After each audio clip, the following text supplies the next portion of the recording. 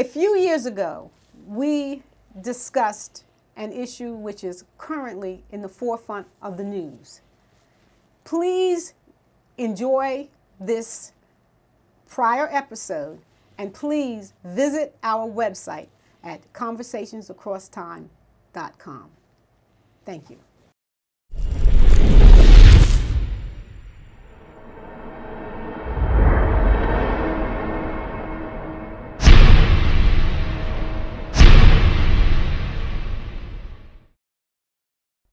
Conversations across time, conversations across time, conversations across time, conversations across time, conversations across time, conversations across time, conversations across time, conversations across time, conversations across time, conversations across time, conversations across time.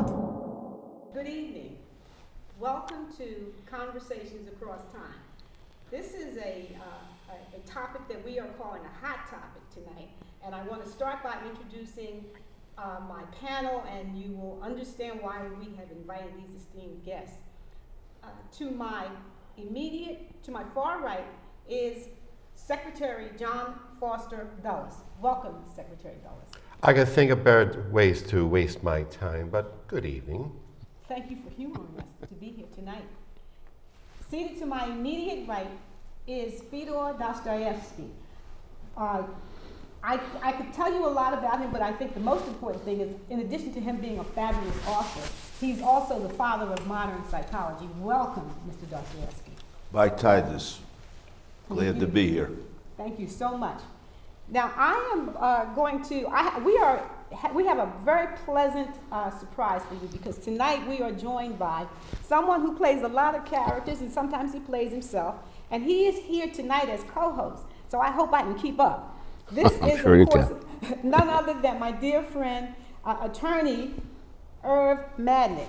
Irv, thank you for being here. Thank you for agreeing to do this. It's my pleasure. And so, when I told you I hope I can keep up, so he is in the hot seat tonight, because he is going to break us into the show, because tonight's show is, and this is a series that we are doing, and it is Syria. Instead of a Cold War, a proxy war between the United States and Russia.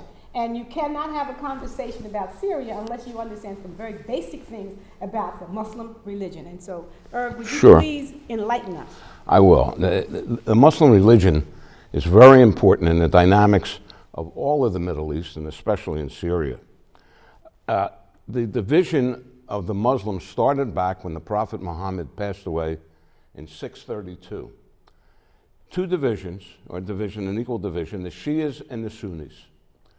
The Shias believed that the successor, or any successors to the Prophet Muhammad, should be in a direct line from the Prophet Muhammad, because he was placed in that position by God, and everybody else that would be in that position directly from his descended from him would also be in that same exalted position as being from God, and therefore infallible.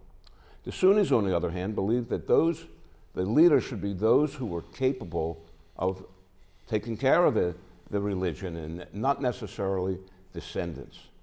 Well, this division has carried on now for almost 1,500 years, and the Sunnis and the Shiites have been battling each other, and we saw it in the Iraq War, where the Iraqis were the Sunnis, and the Shiites, when they were defeated and there was a vacuum left in Iraq, immediately Iran came in, the Shias had to take over, and the balance of power in the Middle East was virtually destroyed as a result of the overcoming of the Iraqi president Saddam Hussein. Now, each of those two divisions, the Sunnis and the Shiites, have sects within them, just like every major religion does. When we talk about Judaism, for example, there's the Orthodox, the progressives and the Orthodox, the Hasidim, who are generally far right-wing and super conservative. The same with Christianity, where you have the Protestants and the Catholics, a division between them.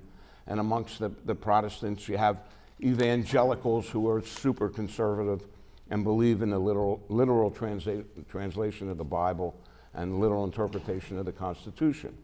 Well, likewise, amongst the Sunnis, in the late 1700s, Muhammad Wahhab discovered the sect of Sunniism, which was very, very conservative, which believed that the Muslim religion should not adopt any kind of secular propositions or any modern things, and everything should go back to the way it was in the very beginning.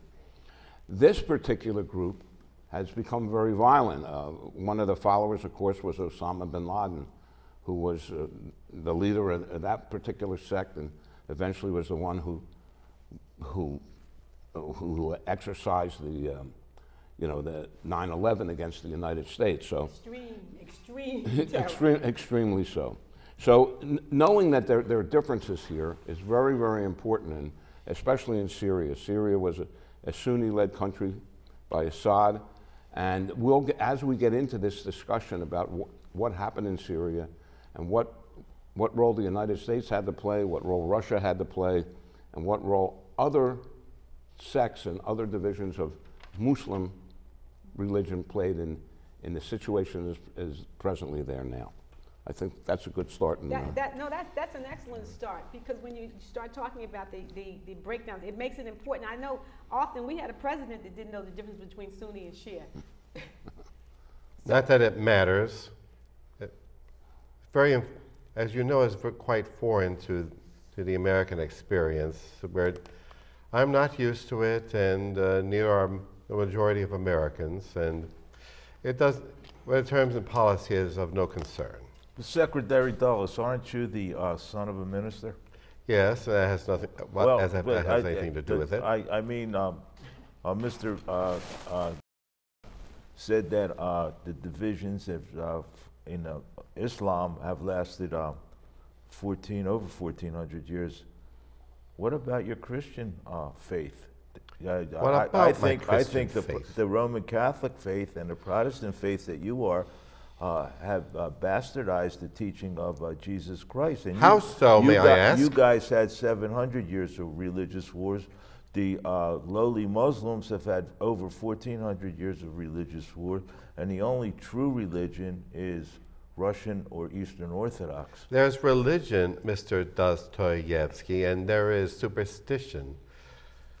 I believe that I'm proud to say that when you come down to the refinements, the Protestant religion can only be the one sensible, rational path to God. So let me understand this, because Mr. Dulles, you Secretary Dulles, I'm so sorry, you traveling across time are certainly aware of the religious right that we have in this country. I mean, the evangelicals who have made it impossible. In fact, they've made it impossible for this government to proceed because they seem willing to vote against their own interests.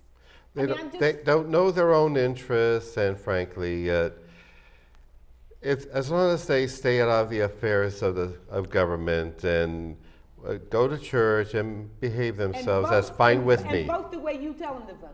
Nothing, but they don't do that. They do get involved. They get involved in every way possible. They get involved in the interpretation of the Constitution and who the Supreme Court justices should be, and who should carry a gun and not carry a gun, and who should be married and not be married. I mean, they're involved in every issue today, so they don't just go to church and pray. They're putting their principles before everything else and trying to impose their principles on me. They're trying to impose their principles on me. Secretary Dulles, you don't understand, and you Americans don't understand history. Tell me. Well, try history. Me. Okay, I'll give you two primary examples and show you how stupid you are. In fact, the people the Jewish people who lived in the Pale of Russia will call you a putz. Now, I'm not too keen on them myself. Let me explain to you. If you can. You don't understand history. 1,400 years of religious conflict in the Middle East, and yet your country, and you were part of this policy when you were with Wilson in Versailles, you've interfered in the Middle East and in the affairs of these countries, knowing that for 1,400 years, these various groups of Islamic sects were at battle with each other, and you can never satisfy that. For 700 years, my dear mother Russia has wanted and has gained warm water ports, yet you and your colleagues in the United States continue to try to stymie us, and now you're putting pressure on the man who admires me greatly, President Putin. So you are stupid, you don't understand history, and the people who represent your government, including your current president, Mr. 45, do not understand the trends and goals of history. It's not my, as Secretary of State, it is not my duty to study history, is to act upon the best interests of my country. But let me ask you a question, because Mr. Dostoevsky makes a very good point about you not understanding history. But it's almost like you guys couldn't read a map. I mean, when you look at the Middle East, we did a series of shows, and you were a guest on those shows, and we talked about Russia's need for access to warm water ports. And it's this is not anything new. It is extremely fascinating that he would say that my people are incapable of building a modern state when the advent of oil wealth has catapulted the entire Middle East into either explosive disarray or obscene wealth. So that Syria comes into importance because Russia has access to warm water ports through Syria. But the other thing that I don't get, I didn't understand how, when you made the division, when after World War I, and you guys sat down and you carved up the Middle East, and you said Syria belongs to France, Iraq belongs to Britain, Iran, who did Iran belong to? Or were they just independent? No, Iran was English, and Saudi Arabia. Because those were the nations that were that were best capable of administering those territories. No. As you can see, they've done a terrible job of governing their own territories. Well, here's what the United States and your current people, and you didn't understand, the man you work for, President Eisenhower, didn't understand, is that Mother Russia is not going to give up warm water ports, even if we have to fight for them. Even if you have to go into another country, as you did in the Ukraine, and go all the way down south to please be quiet. I don't want to have to call you what the Jewish people that lived in Russia will call you, but I don't care what they think. You do not understand history, dude. We have the same. I don't need to. We have the same. Mother Russia has the same needs in the Middle East, in the Mediterranean, with the Black Sea, as you do with the Caribbean and Latin America. And you no more would let a foreign power tell you that your influence is not needed in Latin America, not needed in the Caribbean. And Mother Russia and my President Putin is not going to let any country, including the United States, stop us from having our naval bases and our warm water ports in the Middle East, in Syria, in the Ukraine. It's just not going to happen, and you're foolish to think it will. Well, I don't think the United States really cared. I mean, they stepped back in the Syria conflict, knowing that Russia had the port to protect, and that's why they were there. So they understand that. Even though it's against our interest, we're against Assad, and we think it's a horrible situation. But it wasn't important enough for us to get involved in that situation, and I think we didn't. And I agree with that policy. Which is why. But there's a potential that you will get involved and try to confront Mother Russia in that policy, especially when you have a president who acts on a whim and acts because of certain acts, wants to retaliate. That could lead to you abandoning the knowledge that we deserve to have the port in Syria. Well, how do you deserve that port in Syria? I mean, why, may I ask, is your imperialism superior to our imperialism? Please answer me that. Why do you go into foreign lands when you When we intervene, there's something terrible. Please answer me that. Please don't give me that stuff because we have your Cuba. morality is shocking. I mean, you're as moral as my character Raskolnikov. You have no idea how immoral your country has been, so don't criticize.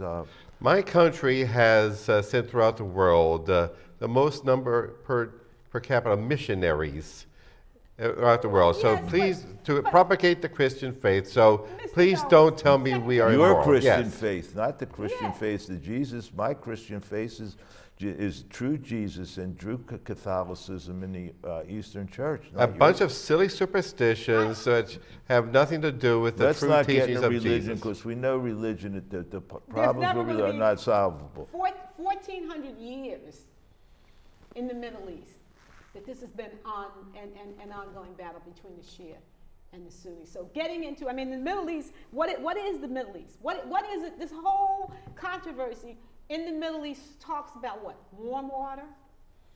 And oil. Oil? Yes, one of the vital And vital religion. industries. Well, the United And States religion. has been there for the oil. That's what the United Yes, States, that was their that was economic their interest. interest. Was Now, the now oil. that interest, by the way, is subsiding because the United States is very shortly, if not already, will be oil independent.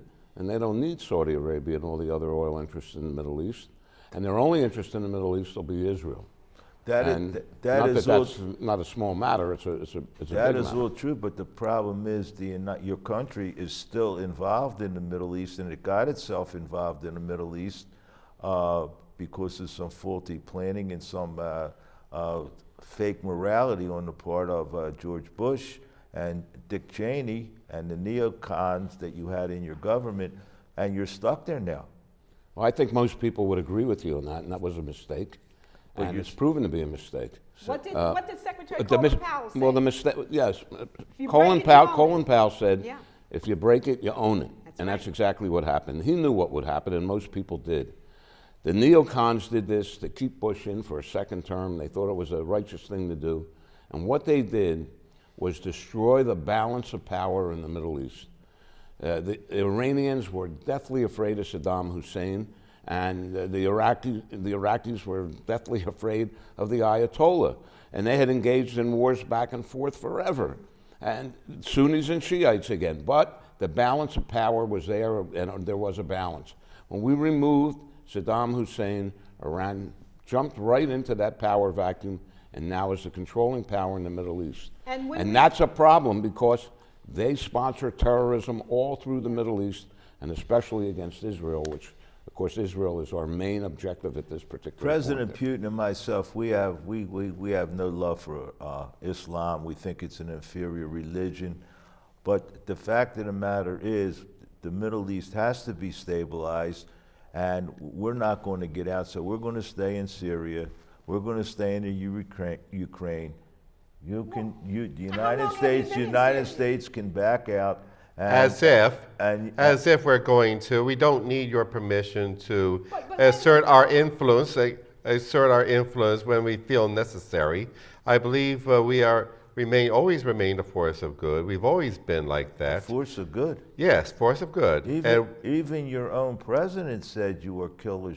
When someone accused my dear President Putin of being a killer, your own president said, yeah, well, we have plenty of killers in the United States as well. Now you're contradicting your own man. Yes, well, our president is a bit of an idiot, but the vast Vox Populi voted for him, so therefore.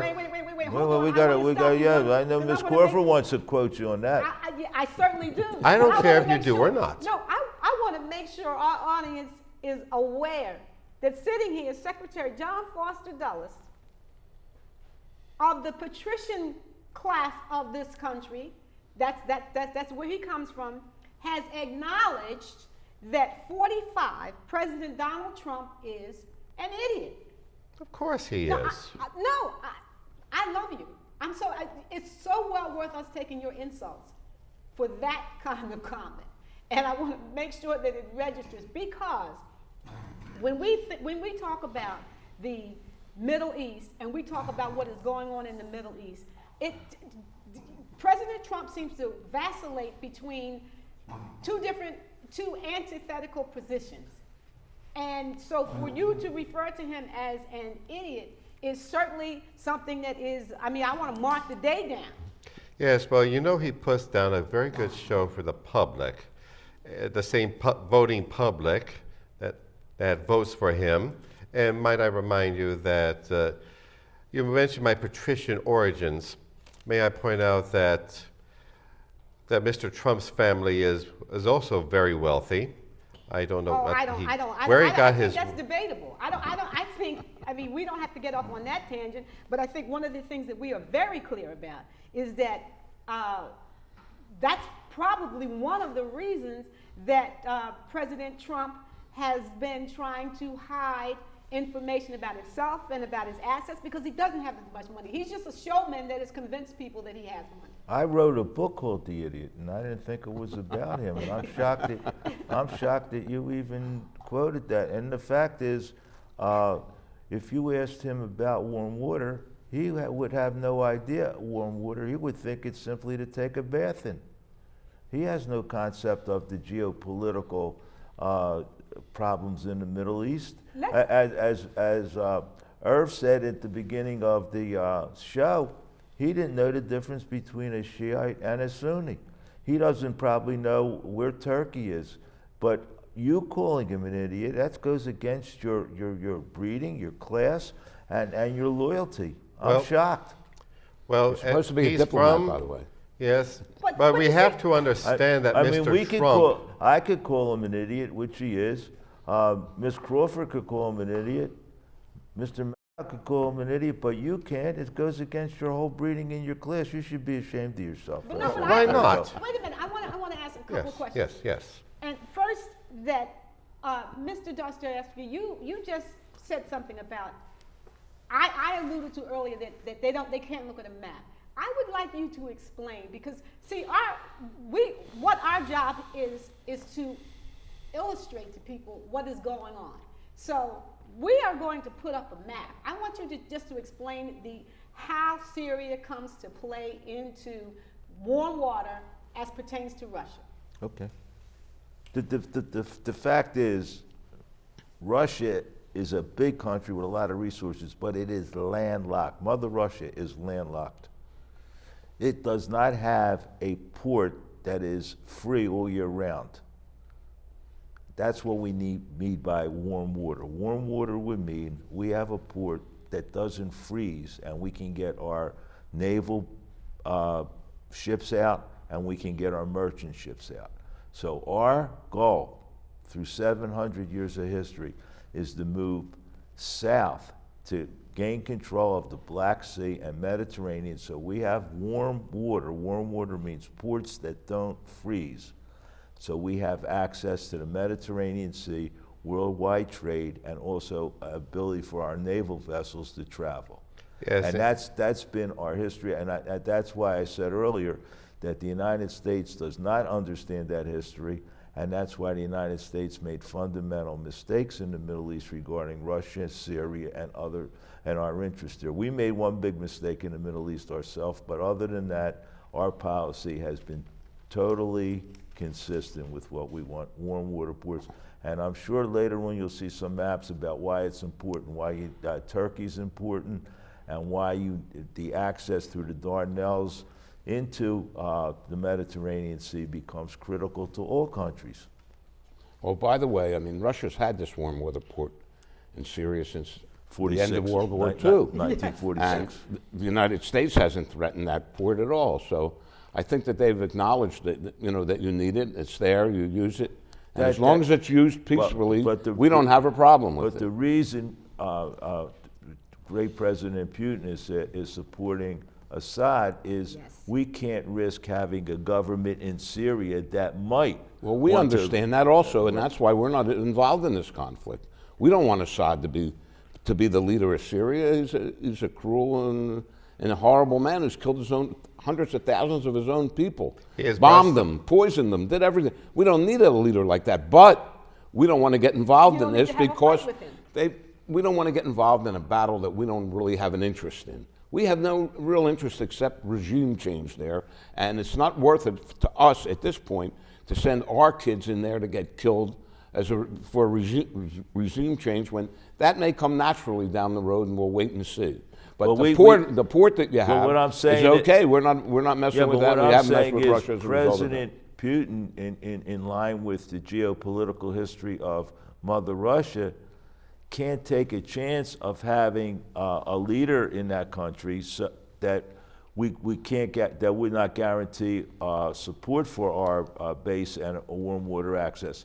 And the United States, his country, has done the same thing. They supported people just as vicious and just as immoral as Sadat when it was to the United States' interest to have that leader in that country where they couldn't risk another leader. True prosperity has always come from independent private enterprise, private entrepreneurs pursuing through their self-interests, building businesses. He only sounds like that because he was born rich. Yes. Exactly. Mr. Dulles. Yes. Exactly. Right. What is the difference between pan-Slavic Russian movement and manifest destiny of the United States? Because our, as you call imperialism, as you call it, is built on a moral basis that we wish. Excuse me, please allow me to speak. Mother Russia, the Russian people are way more moral than you are. How so, sir? In every way. Well, We're certainly much more less religious. imperialistic than you are. Yes, can you explain Stalin? Oh, I wasn't in favor of Stalin. I'm anti-communist. I like the Tsars way better than Stalin. Yes, were the Tsars any more moral than Stalin?